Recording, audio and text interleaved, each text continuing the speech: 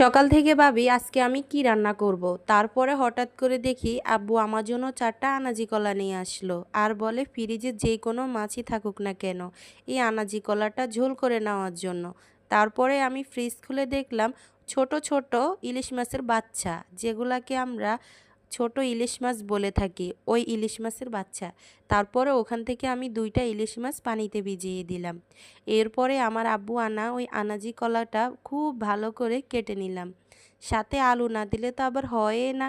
সুন্দর করে বসে বসে আমি তরকারিটা কেটে নিলাম। তরকারিটা আমার কাটা হয়ে গেলে সুন্দর করে আমি এখন মাছও কেটে নিব। যাক, তোমাদের সাথে কথা বলতে বলতে আমার ফোনে চার্জ কমে গেছে, তাই আমি মাছ কাটাটা দেখাইতে পারিনি।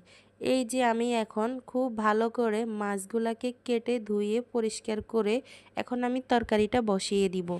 আর ইলিশ মাছের তরকারি কাঁচা বসালে তো সেই, তেলের উপরে না বসাইয়ে ইলিশ মাছের তরকারিটা কাঁচা বসালে কিন্তু খাইতে অনেক ভালো লাগে। তাই আমি শুধু ইলিশ মাছ না, যে কোনো তরকারি আমি বেশিরভাগ কাঁচাই বসাই।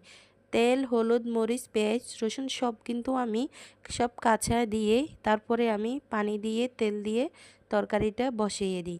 আমার কাছে কেন জানি এই তরকারিগুলা খাইতে অনেক ভালো লাগে। তারপরেও আমরা কিন্তু বেশিরভাগ কাঁচা তরকারি রান্না করি, কারণ আমাদের বাসার ভিতরে আমার আব্বু